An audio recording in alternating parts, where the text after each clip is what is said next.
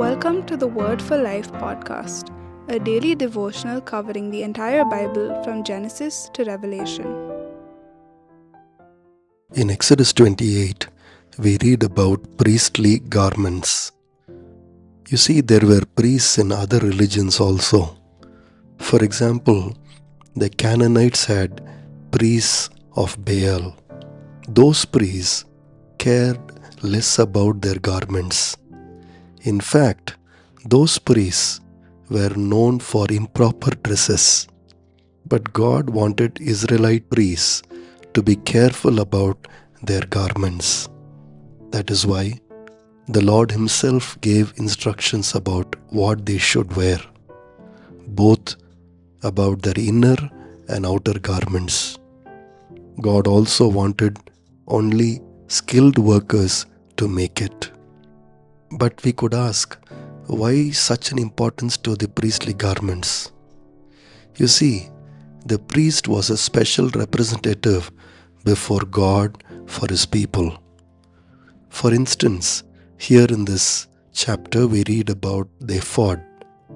It was like an apron, and in the shoulder area it had two onyx stones, and these two onyx stones were engraved with the names of the tribes of Israel. This meant the priest represented Israel before God.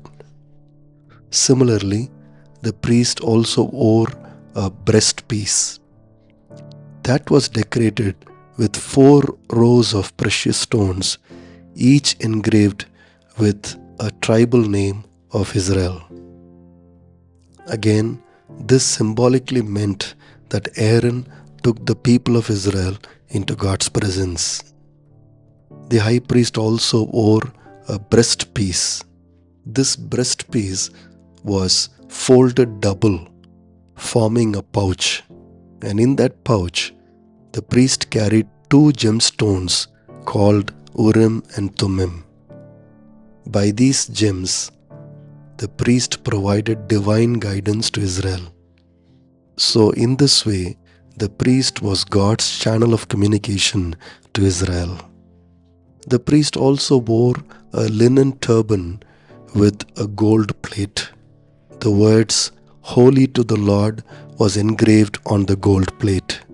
By wearing this, verse 38 tells us that the priest will bear the guilt involved in the sacred gifts the Israelites consecrate to the Lord.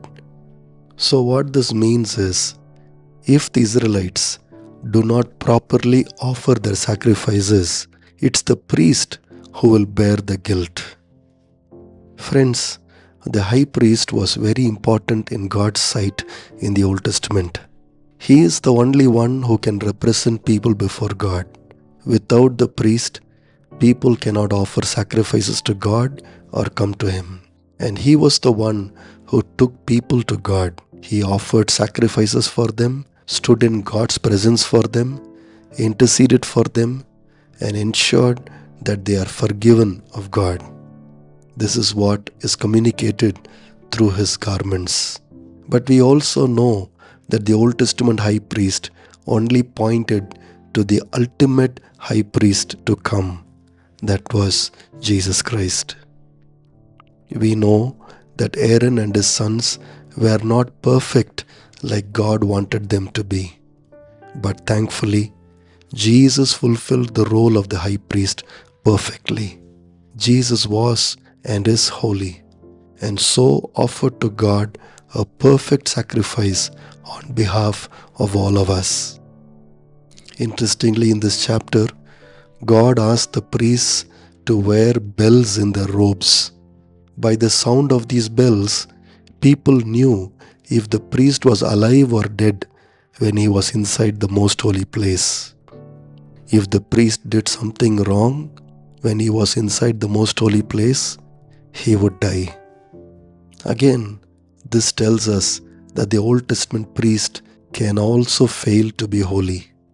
But today, we have Jesus, our high priest, who entered the most holy place. He entered it with His own blood, and He was accepted because of His perfect sacrifice. And friends, Jesus, our high priest, intercedes for us even to this very day. Thanks for listening. We'll see you tomorrow for the next episode of the Word for Life podcast.